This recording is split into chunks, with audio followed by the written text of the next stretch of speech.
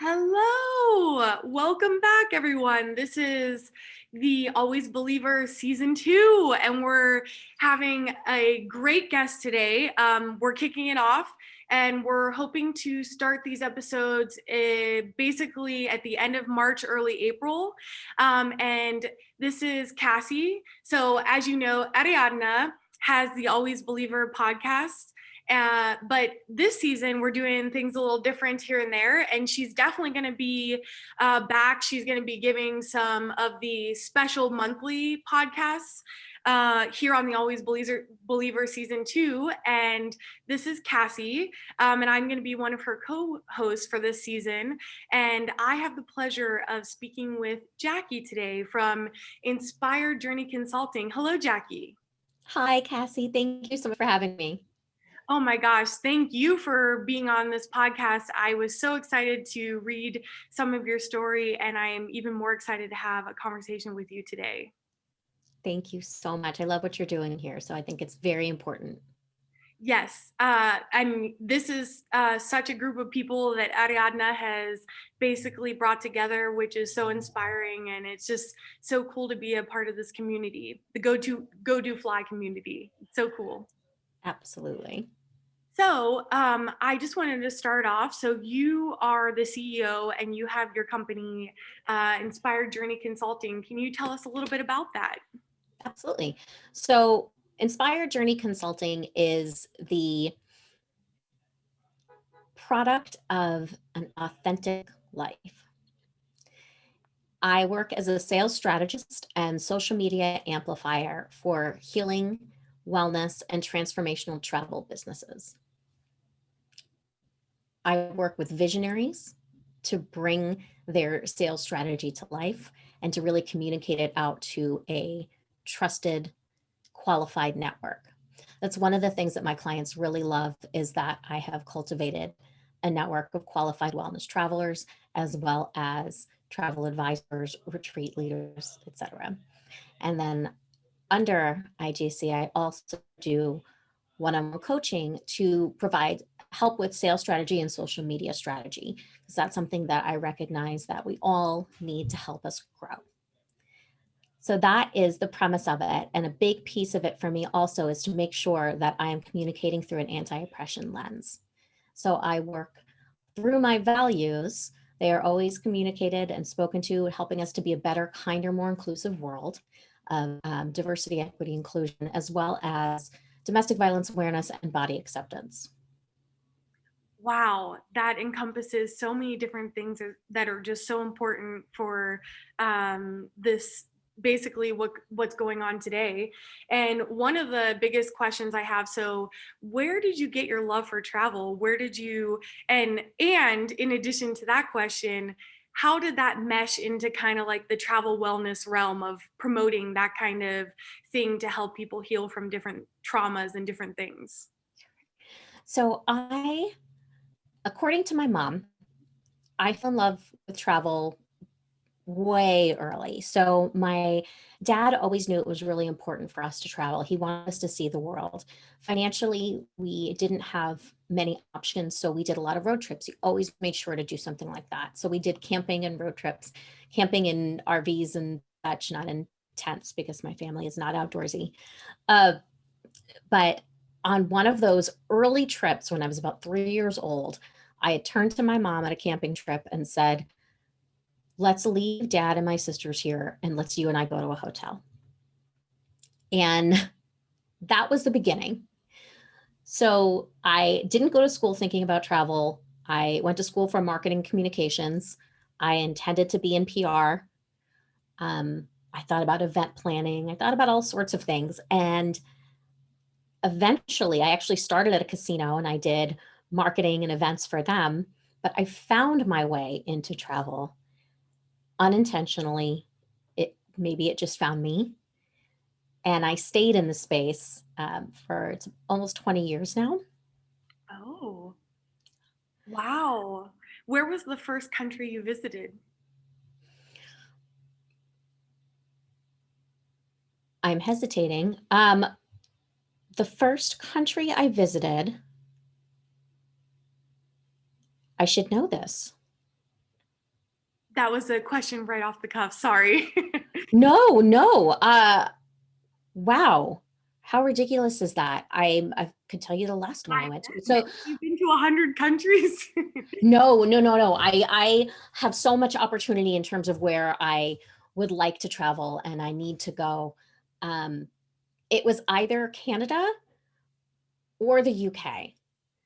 I went to London. I've been to London a lot. I worked for a property there or a few hotels there. I would travel there about 6 times a year for business.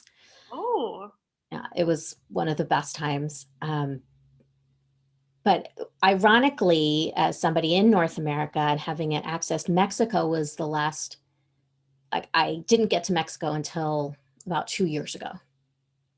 wow. And from your story, I do recall reading that you actually are growing up from 8 different nationalities, 4 from your mother's side and 4 from your father's side. Was Mexican one of the nationalities? Yes, it was. Okay, so if you could remind me, what are some of those nationalities, and what was that like growing up just with that many different cultures kind of culminating together? So my mom was um, is British American, or I'm sorry, wow, I can't speak today. My mom, my dad is oh my gosh, please tell me I'll edit this. Uh,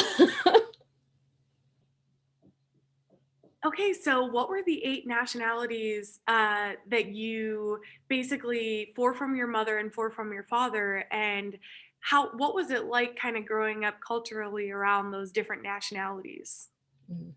so my dad was Spanish, Mexican, Puerto Rican, and Italian.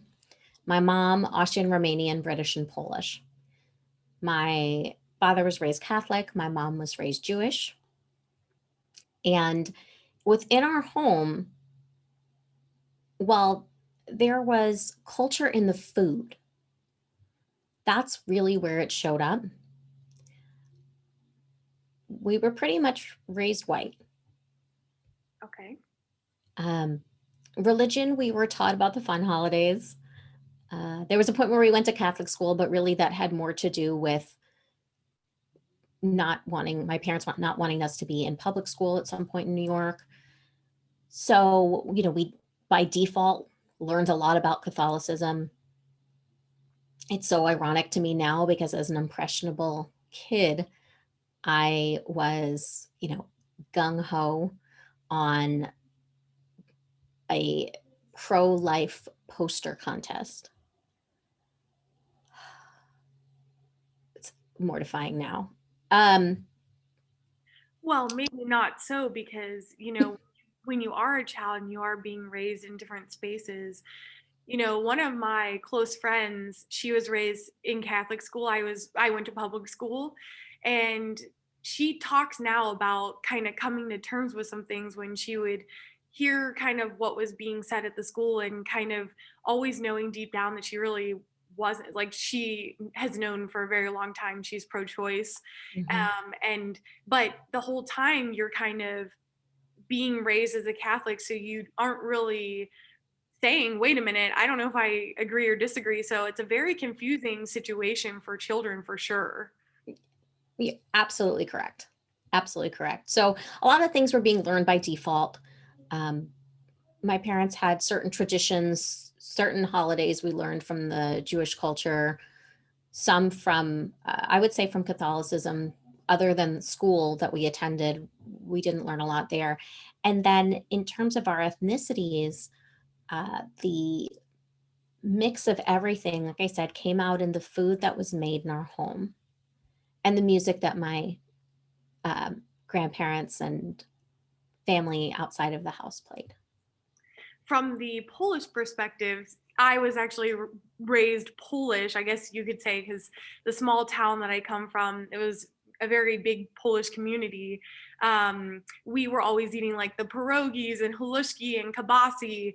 So I definitely understand where you're coming from, because that was more insight into the culture than really actually understanding like a Polish, being raised as a Polish child or like in the Polish culture. It came through definitely from the food. Mhm. Right. And, it's funny because we would eat that too, although it wasn't necessarily my mom would bring in the house. It was in-laws or, extended family that would bring that. So for us, it was just like we're a family that liked to eat. And you said so some of your other relatives did speak Spanish, but you did not grow up in a house speaking Spanish and you weren't learning Spanish as a child. No. Other than school, no. And so then when you I actually did a lot of research, so I was looking at your blog and I saw in there that it said kind of the idea that you were basically raised white but knew deep down that you were also Latino. Mhm. Yes. So it was something that was talked about, but not talked about. It's difficult to pinpoint. My sisters can pass as white, um, but they relate so deeply to the Latinx culture, and they love the music and they dance and they've taken lessons and they've joined clubs, and they're fully involved and so comfortable in that space. And myself, it's very intimidating. Um, I have a darker complexion than my sisters. I have an olive complexion, which is more similar to my father. And he was adamant about us being white. So there was really a unconscious lesson of how to behave with darker skin. That's very interesting. And so when would you say you started to embrace that more of the Latino culture and start really trying to understand that culture? Like how old were you when that kind of change occurred and you started to kind of see yourself a little bit more in that space? It was a year ago. So I am 40 years old now. So it took up until I was 39 to really look and say, I don't understand what it means to be a Latina. And I would like to unpack this. And really, it came to be because I have a phenomenal husband who happens to be Black. And through him, I've done a lot of learning and reading and educating myself on diversity, equity, and inclusion. And what I realized at one point was, theoretically speaking, I know more about what it's like to be a Black woman from reading than I do what it's like to be a Latina. So I have been on this hunt to understand more. And that's when I found the Latina podcast. Oh, so Ariadna, as most of you guys know, but just as a very small interjection, Ariadna also is one of the co-founders and helps with the Latina podcast, which is what Jackie just referred to. And so that podcast it started last season, and it's kind of just where basically you can get together and talk about the culture and how hard it is sometimes to be Latina and what that means, which has been so amazing. And I know they're doing so much with that project. One of the other questions I had, where did you meet your husband? I love to ask that. Of course, we were set up by a friend. Oh, okay. And Yeah. what state was that in, or what location was it? Here in Massachusetts, it was in Boston. Oh, very cool. And how long have you been married? We have been married for 4 years, together for 8. Wow, okay, that's perfect. And so It's so interesting because when you try to start reading about different cultures, especially, through the pandemic and then kind of a lot of the Black Lives Matter movement, and then there was like a push to read different authors, especially Black authors, and become more diverse and learn more about different cultures and what's going on. That's very interesting. I mean, there's probably not, or actually, I saw some of the books on your blog that you said, hey, I found out this is a Latina author and I had to read it and it's an amazing book. Do you have any good examples of that we could all read if we wanted to get more insight?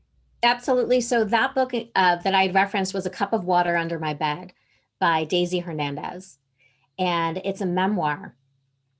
In this book, for me, it felt so familiar in so many different parts of it. And that really opened my eyes. And then one of the other pieces of it was that she mentioned Dolores Huerta and how big she was in the feminist movement. And I had no idea that there was a Latina involved in the feminist movement. So there's actually a documentary called Dolores that was done, I believe, by PBS recently. And it is phenomenal. It's absolutely worth watching. Thank you so much. We will definitely link all of these whenever the episode comes out. So you're more than welcome to. We link everything on Instagram. So if you are looking to get a hold of some of these or watch the documentary, we'll have a link for all of that when the episode comes out. So thank you for sharing that. Of course. And so you said that basically you started kind of like with the Latina community or getting back to your roots only a year ago. And what has that journey been like? Because that would have been through the pandemic. So, what was that like kind of starting to really unpackage a lot of that? Mm. It's been exciting, challenging, confusing. Um, from the podcast I mentioned, I loved hearing it because I learned that it's so different for everyone. And I think that's a big piece of it. That there's some definite commonalities between cultures. However, we're all lumped into this one big thing. For me, it's always been uncomfortable because I don't speak the language. And I believe there's a level of it being taught to be uncomfortable. So, or I don't know, maybe that's just how I took it in. But for whatever that is, I'm trying to find myself in the space and see what works for me and learn more. So I love to read. I love to listen to podcasts. So those are things I spent some time researching Latina authors. That's been a really interesting journey because it's very different from researching about what it's like to be Black. From what I've seen thus far, and I would love to be corrected because I'm interested, Latinas are not writing about that. And there aren't books about that. The books are memoirs, which are beautiful, or fiction, or storytelling. And maybe that's part of the culture. I don't know yet, but I want to find out and I want to know. So that's definitely been a piece of it. The other, um, I work in healing and wellness travel. And one of my missions is to really understand what it means to be inclusive in wellness. And that's from all aspects. So I work to educate myself in all areas. And there's an organization called Glow. They do it's a Glow Wellness Tour. So they did a virtual event this year. It's run by Candy Calderon. And it is she's a Latina, but it was started for women of color to have a space for wellness where it was achievable. And that was really interesting to attend. So I attended that virtual one to see what that was like. And it was great because it was seeing recipes from our culture and showing how to make those in ways that were healthier, but then also how to find those healthy ingredients at places that weren't going to charge 3 times the amount. So that alone was like a switch for me to say, okay, that's a little bit more, right? We're not necessarily changing everything that we're eating to try something completely different that someone else is telling us we should eat. It's taking what we love and making it work. So I thought that was really beautiful. And then there was some spirituality and uh, tradition in that space that for me, again, personally, that doesn't resonate, but my sister, I know it does. So I sent it to her and I said, I really think you would love this part of it. But again, it's understanding, and that's okay. It doesn't have to all fit who I am. I just want to know. And that is such a good point. I mean, I think that everyone processes their cultures and the way they move through life in their way. And so it is different for everyone. And that's what the beauty, I guess, is about kind of experiencing a lot of different things, or trying to, if I don't speak Polish, but it would be amazing to kind of get with the community and actually find out what it means to be Polish. So that's very interesting and a very good point, that it's never too late to want to learn more about kind of the cultures that you basically could be are a part of, but haven't actually been a part of, and basically also taking it all in, but making it figuring it out how you fit in the space. Yes. And a part of it for me, a part that started to click and connect was when I met David, my husband, that he talked to me about number one, me not being white, which shocked me. And number two, about my body. And in a way that helped me understand it and accept it, because I have spent my whole life thinking I was supposed to look a certain way and not understanding that no matter what I did, my thighs were not going to look the same as my skinny blonde best friends. It just wasn't happening. Why can't I get that smaller? If I am that small, why doesn't it look that way on me the way it does on them? And nothing ever felt good enough. And realizing, you know, I'm meant to be this way. Part of my culture builds us this way. And being able to find ways to embrace that and not hide myself, because that was another piece, is I felt so much shame around my body and in my head, and that also leads into diet culture and all of that. But nothing was ever good enough. I was never small enough. And it was exhausting and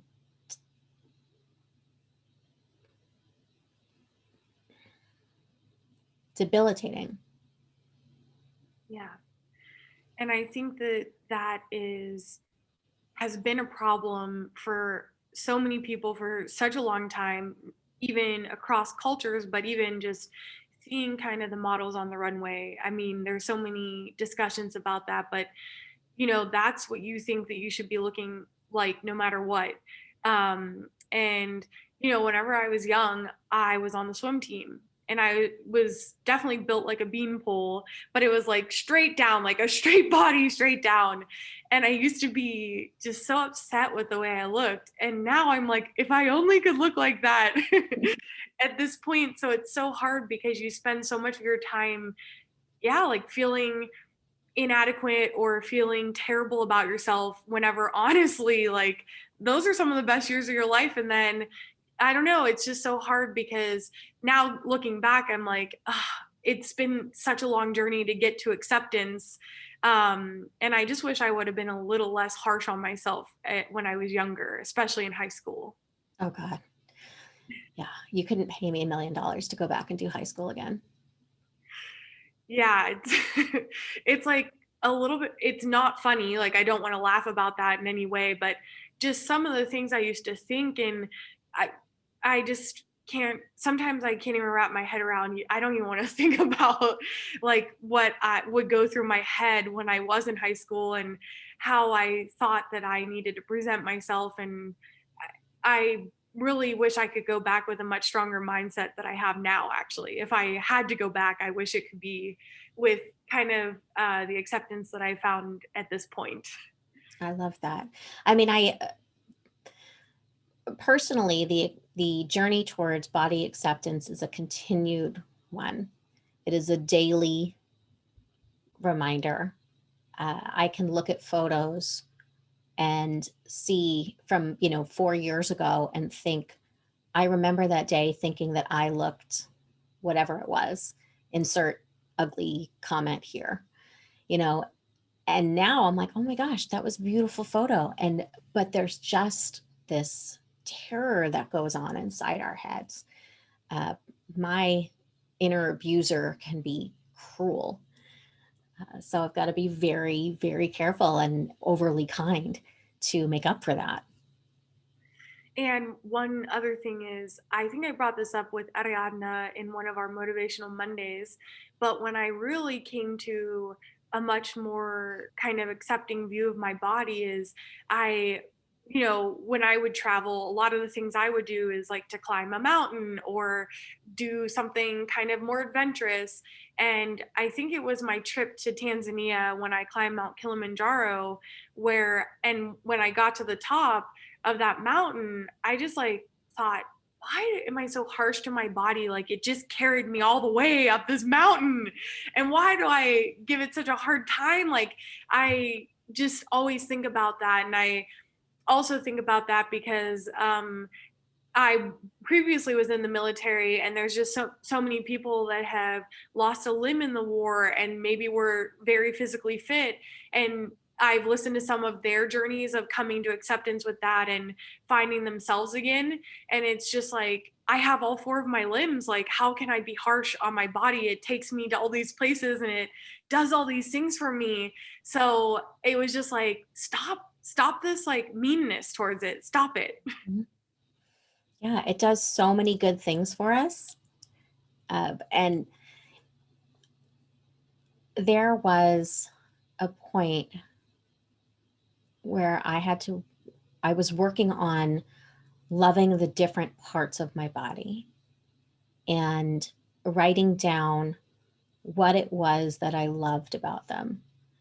And I would focus on a different piece of my body and, for a week maybe, and every day I had to write something different. And it is giving that value to the strength, right? Or, your my arms, right? My arms have always been my pain point. But these are the arms I hug with. That's a beautiful thing. Yes, it is. Yes, it is.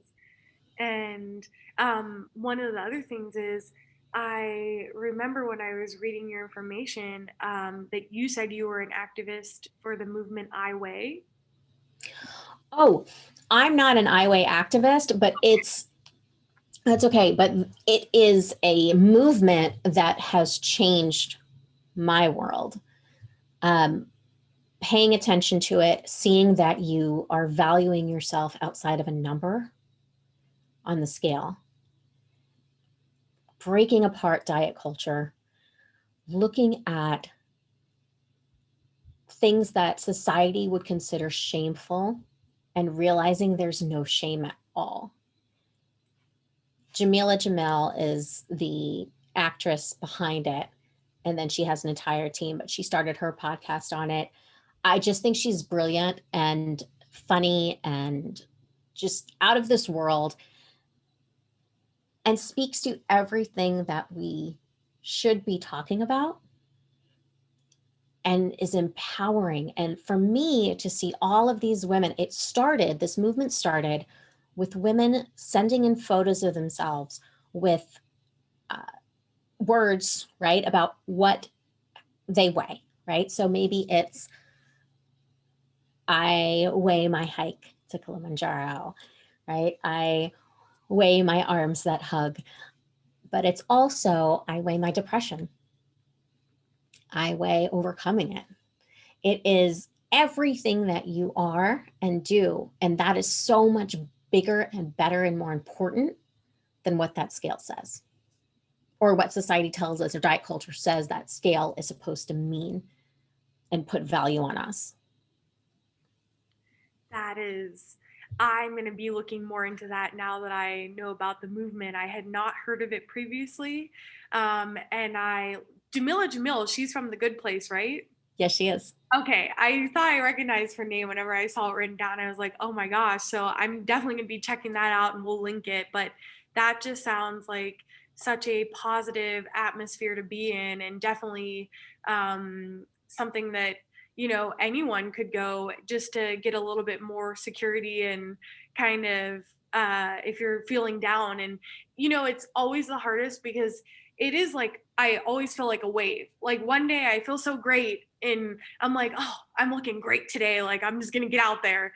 But then like another day I'll wake up and for whatever reason, maybe I'm just feeling really bloated. I'm like, oh, I feel terrible and I look terrible. But I think that it's good to keep those feelings in check and try to Mhm. keep it a medium instead of letting the waves like kind of roll through you. That's one of the things that I've been practicing myself, which has been kind of difficult a little bit, but something that I'm really trying to stay in a positive atmosphere. When I hear a negative thought rolling through me, I'm like, all right, that's not, I worked out today. I did a really good job. Like it's time to calm down, Cassie. Calm it down.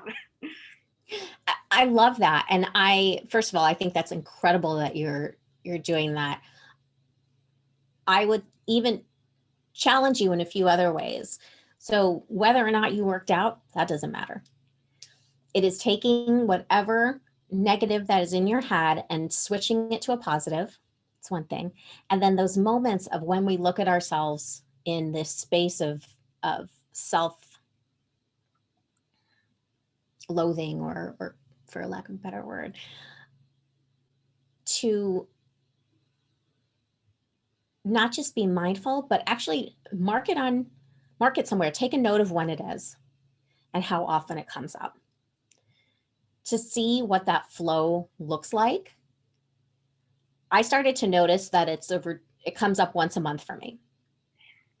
Definitely for me too. And for a certain amount of days, once a month. So it started, um, I'm actually in my moment of that currently. And, there's a possibility that there's a hormonal flow as well that's affecting that. But to be mindful and say, you know what, this moment is going to pass and I know it's coming. So it's okay. Or just keep going. Thank you so much. I'm definitely gonna be cognizant of that because my lowest moments, legitimately, I do kind of move through that. Basically, like I just feel really bloated and I feel terrible, and then it just in a couple days it'll clear up and then I feel a lot better. But it's so interesting how that puts you in a mood that and that's kind of when you get in that moment where you get snappy and you have a bad attitude. And I have also noticed that, so I need to work on that a little bit more too. Or just embracing it and being like, now it's just the moment. It's going to be what it is today. Um, and then there was another thing that I read about as well, and that's called healing from home. Hmm, Can you tell us a little bit about that and what that means and uh, what also that embodies? sure. So, wellness travel is something that has become very popular in the past few years. What wellness travel looks like is healing or working with the mind, body, and spirit, creating balance there, versus healing travel, where healing travel has the elements of mind, body, spirit, but then it's also the intention to go deeper, do the work, and do your healing. So there's an incredible company called Healing Hotels of the World, and I love everything they do. They thoroughly vet their hotels,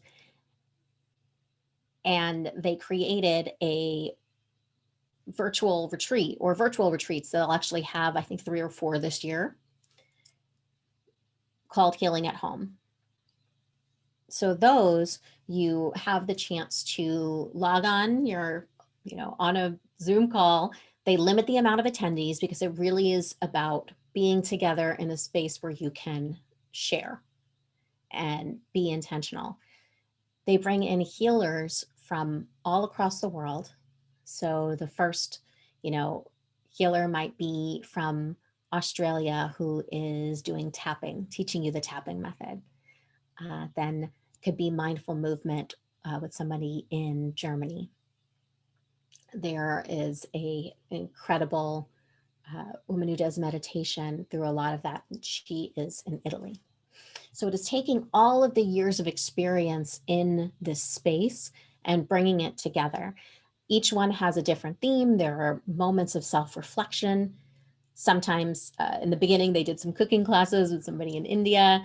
It was beautiful. But it's these hours that you take to yourself to be with other people, to really look within, to experience all this different healing.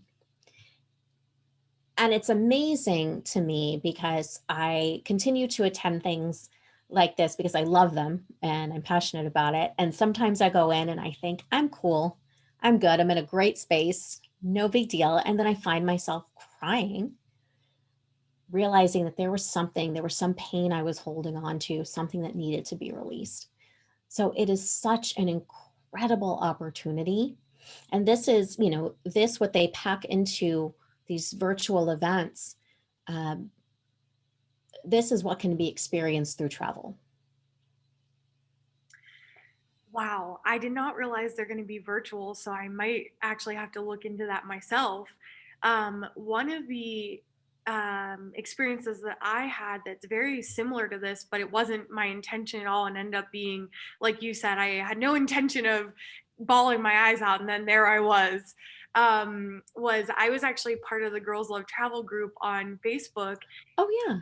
Are you know about it? Yes, I'm in it, I believe. Yeah. Perfect. Well, so it's grown so much, like exponentially since I first was in that group. And there was a subgroup, and there was a girl from the group that was like, "Hey, we want to go to Havasupai and hike down into the Grand Canyon. Like, is anyone interested?"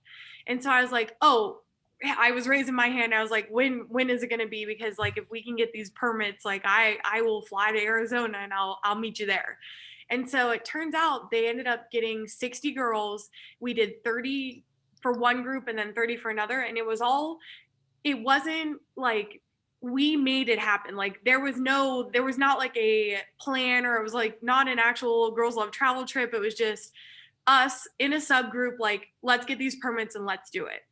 Wow. And so, first of all, I had just moved back from Italy. I lived in Italy for 2 years, and I had moved back to go to grad school. And I was going through some really hard feelings. Like I was out gallivanting the world and having what I believed was the time of my life. And then I moved and I went to grad school, and I was struggling. And so this was just a couple months later. Like I think I got back in March, and this trip was in July.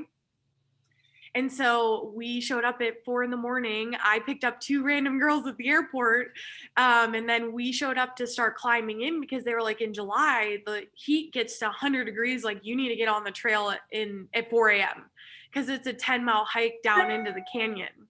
Wow. And so we did that, and it was just the most healing weekend of my life, literally. Like there was just I couldn't even explain to you the feelings that I felt because I was so overwhelmed by not knowing what was going to happen. Mm. And we just all were at this one campsite, and we all slept under the stars, and we were just hiking to these waterfalls, and it's the most gorgeous place. It's a Native American reservation, so that's why you have to have permits to do it. And at night we would all circle up and lay on our mats under the bright sky with all these stars, and we just like would tell people, like strangers essentially, something really serious about ourselves. And I just let that weight kind of roll out of Mm. me. And I cried and there was just so many things that happened and I couldn't even believe it like cuz it wasn't exactly what I was looking to do. I didn't know I needed it as much as when it happened, if you know what I mean. That's beautiful. Yeah, it was really, and I still am talking and in contact with a lot of those girls because I think it was such a random weekend that came together so poetically with such strangers that we just, it was just like one of the best healing weekends of my life. I love that. I can see that. And I think one of the things that's even more extraordinary is how your group came together and made sure that you, in your space, you asked those questions and you took a step to go deep within. Yeah, and it was like you got to tell strangers that aren't going to judge you. Like you were able to speak something, just say it out loud, just say the words. And Mhm. I just told people how I was really feeling, and I just couldn't. I just couldn't believe the reaction. Like everyone was so supportive, and I Mhm. just was floored by that. And I met up with some of those girls again in other locations in the world. That's amazing.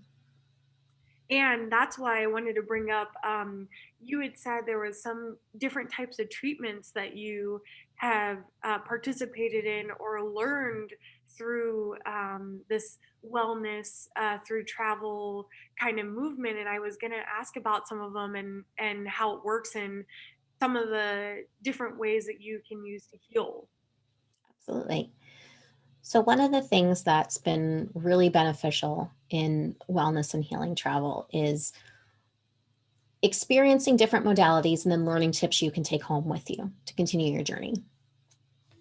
So, there are a few. So, at Euphoria Retreat in Greece, I took a chakra dancing class. That was phenomenal. First of all, so fun and so freeing. The music changed for every chakra to, and you were encouraged in certain movements, and that helped to balance your energy. So you just left there invigorated. I loved that. I also had an energy treatment where it was focusing on de stressing my mind.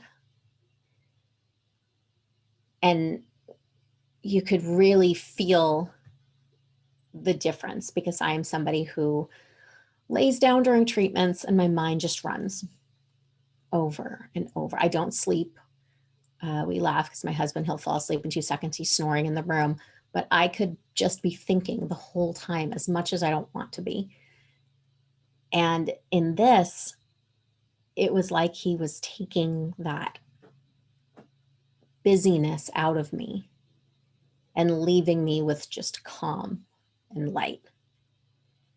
Wow, really? So you actually calmed down and your mind did stop even for a brief minute. Mhm. It was incredible. It was so Wow. phenomenal. And we talked afterwards. I talked with the therapist, and I asked, is this exhausting for you taking things from people? And he said, uh, he gave me a beautiful compliment. And he said, I have really light energy, really great energy. So even though there were things being released, it also filled him. So that was really interesting. But then he talked about how he grounds himself in another experience at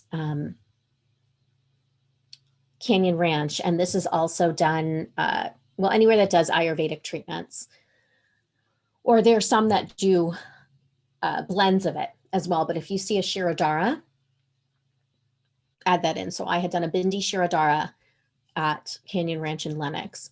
And this was another one for calming your mind. Well, a piece of it was. There was other things about, picking the essential oil for your dosha and having this beautiful body treatment. So then this last piece around the Shirodara is about clearing your mind. And it takes the sesame oil and it drips on your third eye.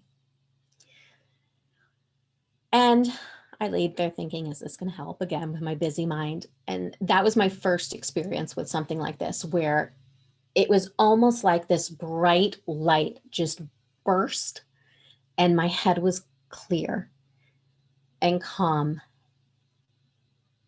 And I know I shed a tear because that doesn't happen um, outside of now transcendental meditation that I do. But that was something that was really beautiful. At the retreat Costa Rica, I had a series of infrared sauna treatments. And the first time that I had the treatment, now this one, it's not the shared sauna, it's an individual one. So it covers your body, most of your body, and then your shoulders and neck and head are out. And it's beautiful. The therapist comes and she puts cold washcloths over your head and your neck and refreshes them every few minutes while you've got this heat on you. And the heat penetrates deeper, and it's not like the sweaty, balmy heat, right? It's just a heat. And the first time it was like, oh, that was nice. No big deal. Then a couple of days later, when I had another one, it was really uncomfortable for me. And I kept, moving around. I kind of felt like I was having an anxiety attack. And I couldn't understand why. It was, the time was just moving so slow. I wanted to get out, but we stayed in there. Afterwards, she noticed my disruption and asked me if I wanted to take a quick shower before a lymphatic drainage massage. And I said, sure. So I did that to try to calm myself down. But before I got in the shower and I was on that bed, I was crying. I couldn't understand what was happening. I went in for the next treatment. And during that time, I felt at peace. And I had these spouts of inspiration. All of a sudden, I'm planning things for my business and I've got all of these ideas and everything is coming to me, and like a completely different person from the room before. And this was all part of how these different modalities heal you emotionally in ways that you had no idea that was even happening. I'm thinking I'm having this physical work done, and it really is going so much deeper. Wow. I have never looked into that sort of space for healing, and now I'm very interested in looking into some of these treatments and just trying to experience something like that for myself. That sounds It's wonderful. absolutely worth it. And so what gave you the push to start your company, to even start your consulting business? So the universe had been trying to tell me for quite some time. And I was stubborn because I love to be in control. And feeling in control meant having a paycheck that came and not having to worry. And not that you always have a job. I am in an industry where I had lost my job 3 times in my career. Just that's how layoffs go. Is what it is. I've bounced back. I've always figured it out. But that felt safer. But yet I was in a space where I wasn't growing. And I kept pushing and I kept trying and I kept doing different things. I didn't understand why I was still just treading water. And it was actually my visit to Canyon Ranch where I did a life mapping session. So when I went there, I was like, I'm taking advantage of everything. Whatever I need, I'm going to figure out. So I met with somebody and did life mapping. And I said, I want to talk about my career. I've always been career focused. And so we talked about setting up, my goal. And so we built out, she gave me these different colored pencils and told me which color to use. And I'm writing down my goal. Okay. And from that goal, what are 2 or 3 sub goals? Okay. And as you're looking at that, let's like build some roads to it. Okay. And who are people that support you, that you trust? Okay. And where are the roadblocks along the way? And seeing all of this and then finding how can those people help you in this space? It was so like, what? I looked and my eyes just opened and I got so excited. But she said to me, now, if you take this, it doesn't work, you realize you're going to have to make other choices. 100%. But I took it and I ran with it, and I was so excited. And I went in the very next day, and I, scheduled meetings with all the appropriate bosses, and I, put business plans together, and I made the calls to all the people that I needed help support with. And I was so enthusiastic, like, this is going to work. And it did not. And it was heartbreaking. What year was that? That was 2000. Oh my gosh, was it the year I started my business? It was, yeah, it was 2019. No, 2018. What year are we in? It's 2019. You're asking me the hard questions now with dates. And then that May, I went to the Healing Summit, and that's where I was introduced to Healing Hotels of the World. And in this first session, there were 120 people in the room, and the first thing we did was meditate. And it was so powerful and so beautiful. And over these days, this is the first time I've been to any conference, travel, or anything where it felt this healthy. And my mental wellness felt supported, and everything just felt good. And that motivated me. And I met a life coach there. So then I started working with the life coach over the summer and invested in that. And again, I want to talk about my career. Where are we? What are we doing? And she was trying to encourage me to go out on my own. And I was like, maybe not. I don't know. But we did a lot of really beautiful work there. And one of the things that she noticed, though, so she worked through the 5 elements. And using that, what she said was that my fire was what was missing. So my inspiration, I wasn't being inspired. And how can I add fire into my day and into my life? So she instructed me to spend, 30 minutes a day, whenever is best for me. And for me, it was first thing in the morning, schedule 30 minutes a day around wellness travel, because that's where I wanted to live. And so I started doing notes, doing research, all this stuff to just kind of learn. And a few months later, there was this final push where I was speaking to the founder of Healing Hotels in Bigging and telling her about something that was frustrating and upsetting. And she was giving me this beautiful visualization to use and sending me a meditation to help me on this emotional journey. And in this call with her, I thought, you know what, you need to walk through your fear. And I got off the phone, left the room. My husband says, how was your call? And I said, I'm quitting my job and I'm starting my own business. Oh my gosh. Uh-huh. That is so, I think that a lot of people are missing their fire sometimes. When I talk to people and they're just like, oh, same old, same old. And I was like, well, no, I don't want to know that. Like, what else is there if it's all the same old, same old? Do you love it? Or, and I do understand job security is one of the biggest factors in what makes people stay in jobs that they really don't love, but a paycheck is very important. So I do understand that. But I think it's so profound to see people that have found basically their calling and their fire, and they get a paycheck for doing it. Yes. Yes. And I absolutely agree.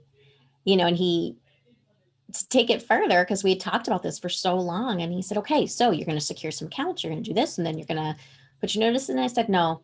I said, you don't understand. I want to put my notice in on Monday. And he was like, even better.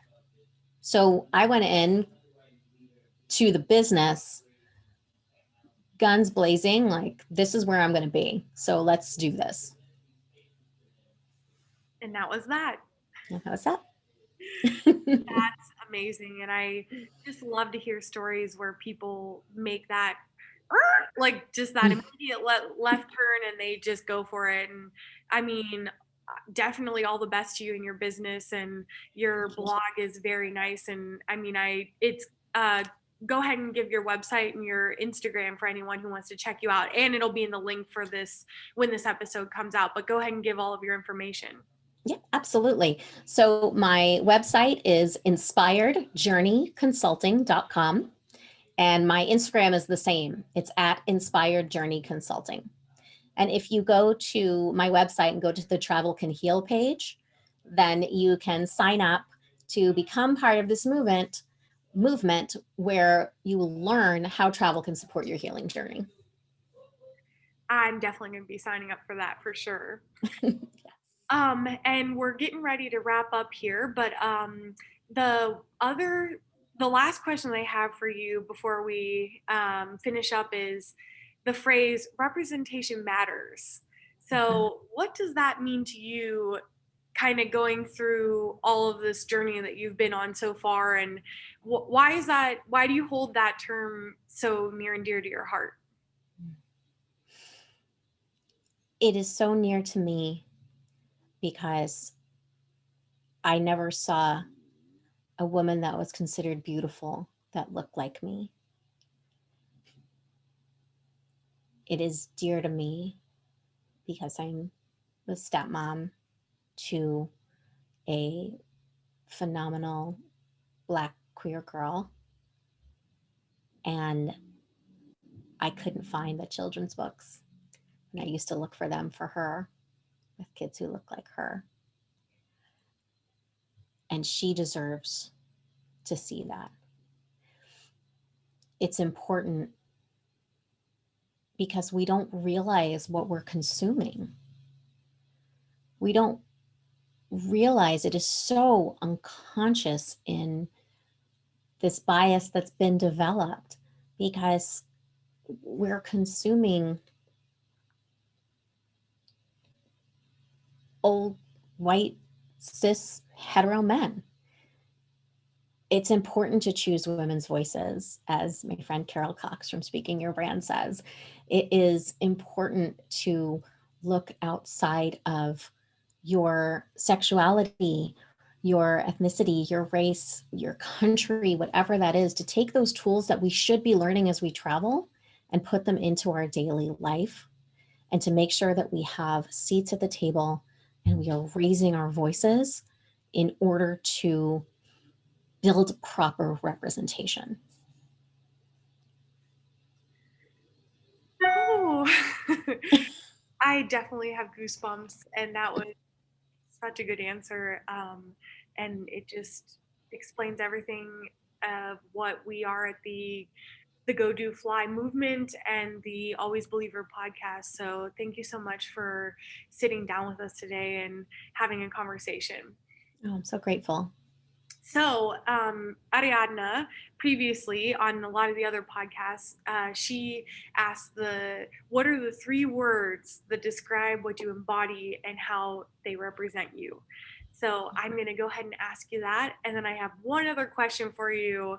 That's a would you rather, just to get some more insight into your life. I love it. My 3 words would be authentic, genuine, empowered. Those are really powerful words.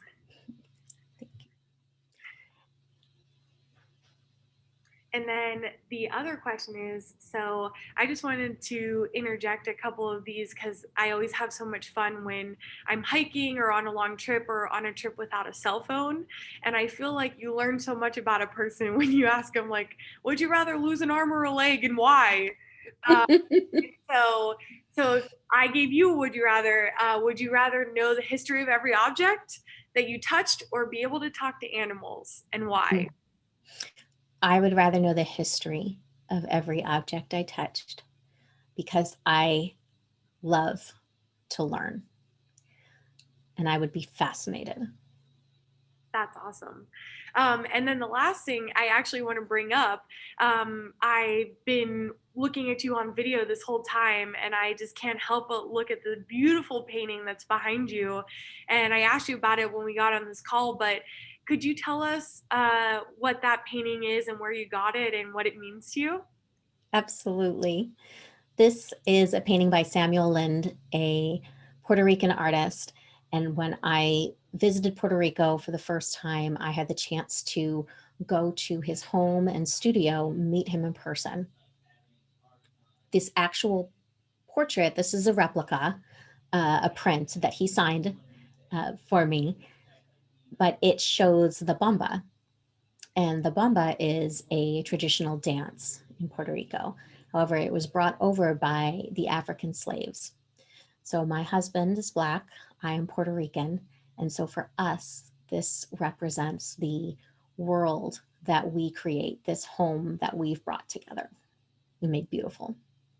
I just want to say that is a beautiful piece, a great conversation starter, and it's so culturally representative, and that's really nice.